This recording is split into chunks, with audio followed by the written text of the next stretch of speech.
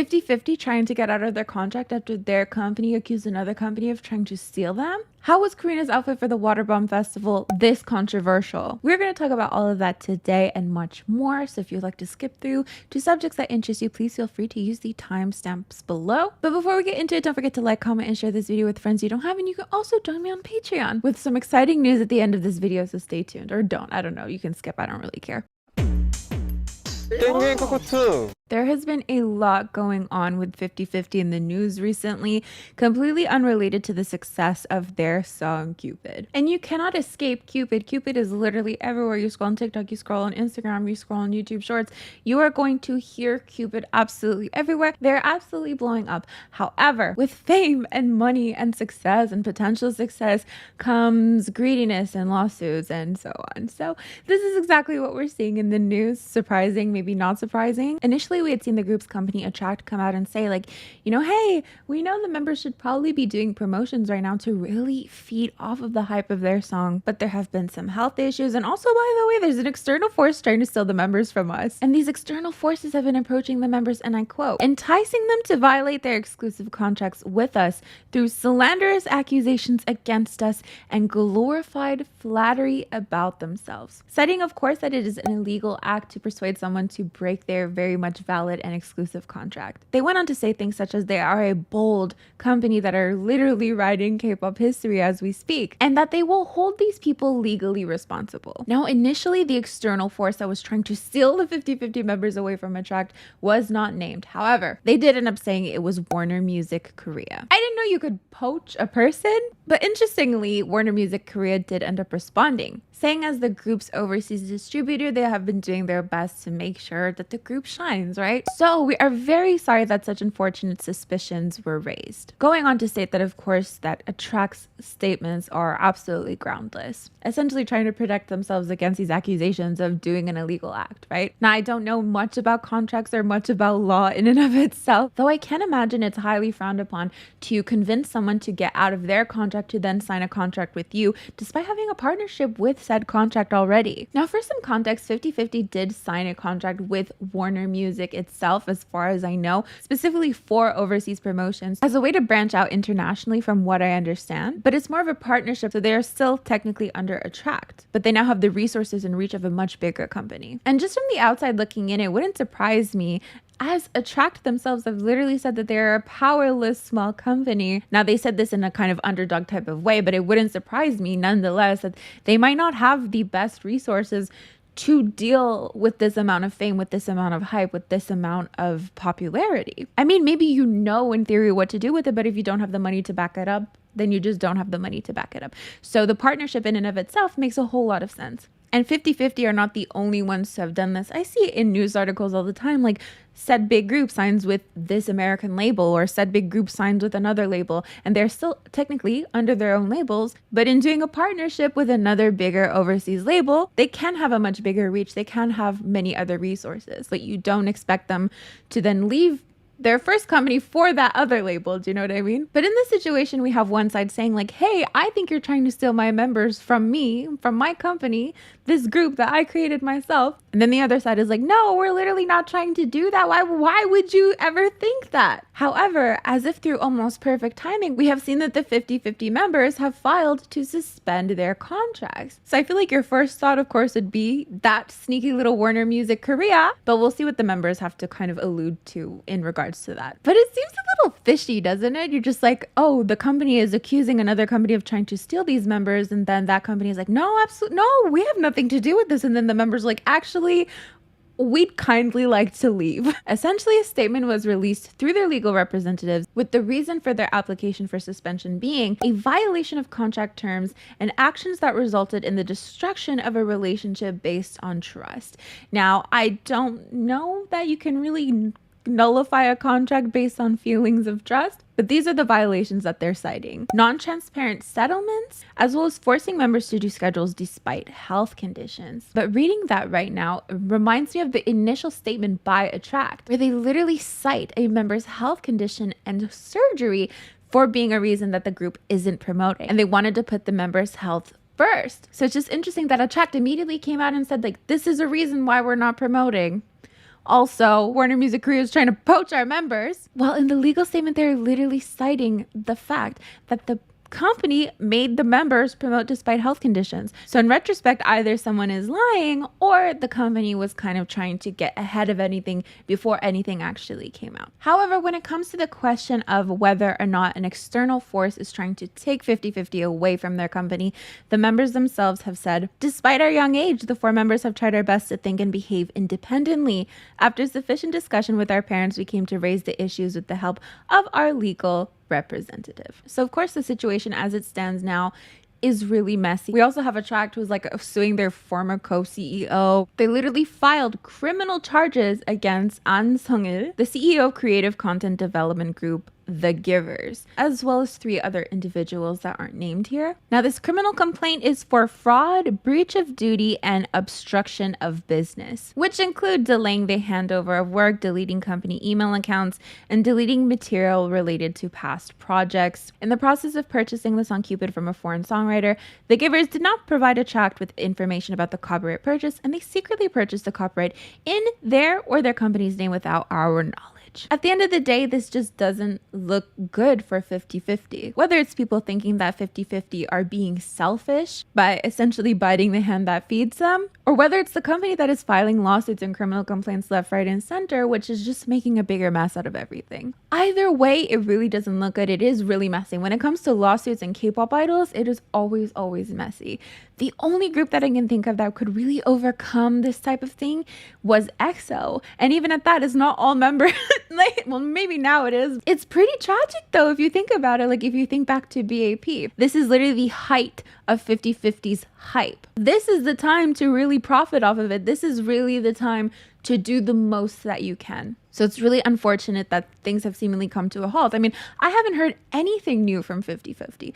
Yes, their song Cupid is breaking record after record, but what is 50/50 doing? So with all that said, let me know what you think about this. On one hand, I do think it's really great that idols want better for themselves, that they want their contracts to be respected. However, you see on the other end of things that it doesn't always work out the best way for their careers. But on the other hand, is it better to just suck it up and deal with these injustices for the sake of keeping everything afloat? Or do you risk destroying everything in the name of justice? We're moving on to some subjects that include body image discussion, so if you don't like that, please feel free to skip. So of course, we all know that aespa performed at the Waterbomb festival, and I've just been seeing a lot of talk about their outfits, most notably people praising the fact that they had quote-unquote sensible outfits. And I read the comments from a lot of K-netizens saying like, I'm really glad that they decided to be sensible and not wear anything too revealing. I'm really happy with the way they covered their bodies. I'm like, oh, and someone literally even said, it's really great that they're thinking about their fans because there's a lot of young people watching them in the crowd. To which someone responded, the Waterbomb Festival is literally 19 plus. What the fuck are you talking about? Is it 19 plus?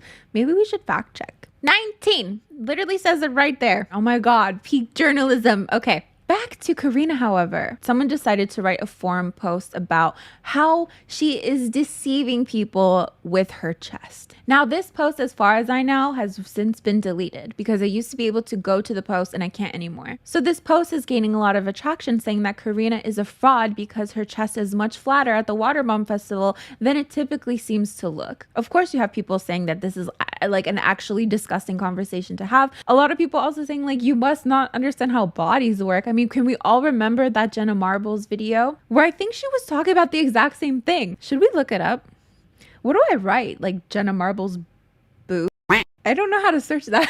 I just remember a specific video where she was showing the difference between her wearing a training bra, a compression bra, versus her wearing a bikini, and how she looks incredibly flat-chested in her training bra, but it doesn't mean she doesn't have a big chest. I think it was in response to a guy who was like, oh my God, female athletes are so masculine and flat-chested, and she's like, they're wearing compression bras. Anyways, Jenna Marbles demonstrates the difference a sports bra can make. Anyways, the comparison picture is her in a bikini and she just doesn't really look flat-chested. Now, the reason people brought up Jenna Marbles is because a lot of people can see a black band underneath Karina's shirt.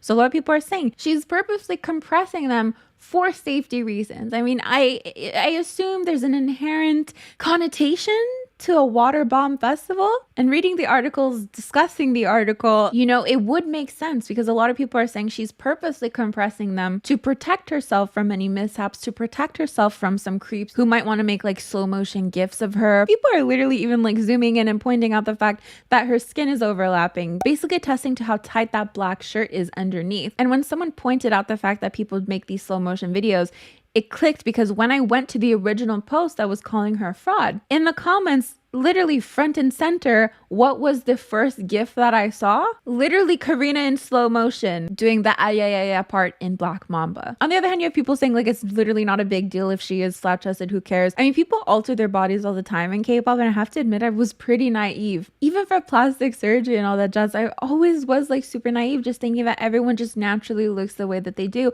And the truth is, most people just don't. People in general wear padded bras. Idols wear hip pads. Hell, I'm mad convinced there are male idols who wear butt pads. Don't ask me who, because I'm too scared to say. Point is, people alter their bodies all the time. It's just interesting to me that some people are drawing the line at the prospect of a push-up bra, specifically because of the very fluctuating nature of the chest area. I don't know. I don't even... Anyways. Let's talk about Yena's Hate Rodrigo. So previously a lot of people were weirded out about the concept because she was literally referencing Olivia Rodrigo. Like before we even got to hear the song, we just saw like a whole last shrine of Olivia Rodrigo and the song's called Hate Rodrigo. So people were worried, you know, what kind of beef does Yena have with Olivia? So everyone was like, Hate Rodrigo, isn't that a little bit much? What do you mean Hate Rodrigo?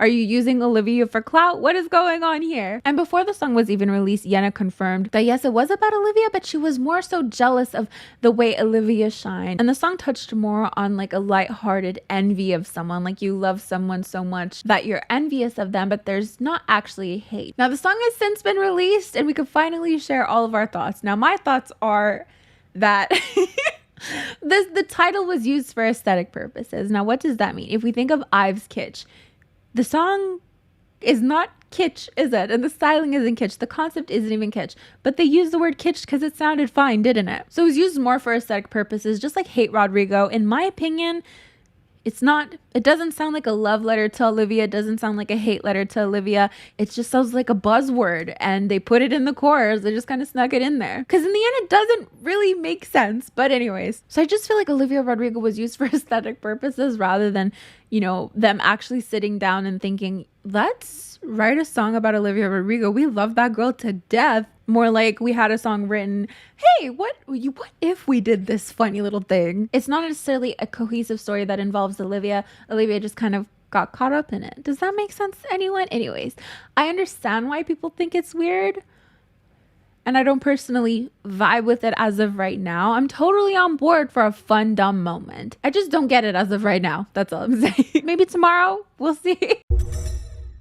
Okay, let us end off with K-pop shenanigans. These are fun little things that happened in K-pop this week. So we have Sserafim, who did a tour teaser. Now, I genuinely thought... We're all disappointed. Okay, there's disappointment because they actually announced where they're going. And I was actually going to ask you guys, like, what countries do you think they're going to neglect? All of them, most of them. Okay, so they're going to Seoul, Nagoya, Tokyo, Osaka, Hong Kong, Jakarta, and Bangkok. Take a look at this Nmixx concept photo. Do you see anything wrong with it? I'll give you a second. If we zoom in on the left of this photo, we see a pair of hands. So someone either forgot to edit them out or crop them out. Me being the good Samaritan that I am, I'm gonna do it for free. And if JYP Entertainment happens to want to give me a job offer at the email listed below, I am open to new possibilities in life. This was so random, but it was sent to me. Let's just see if you notice anything, okay? Wait for it.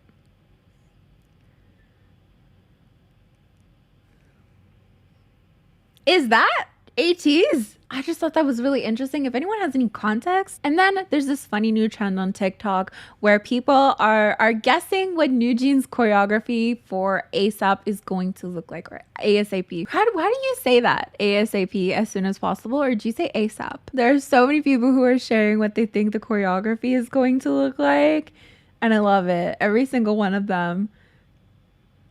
Just for a minute. Just for a minute. And then apparently NewJeans have actually seen this. It was like some trending something. It was called NewJeans ASAP Choreo.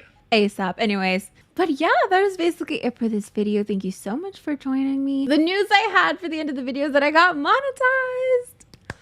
I'm never going to recover from the financial and emotional toil that those 34 days took, but gotta move on sometimes. Don't forget to like, comment, and share this video with friends you don't have. These are the lovely patrons who support me on a monthly basis, and you can too by joining my Patreon. And I will see you guys next time. ASAP, baby.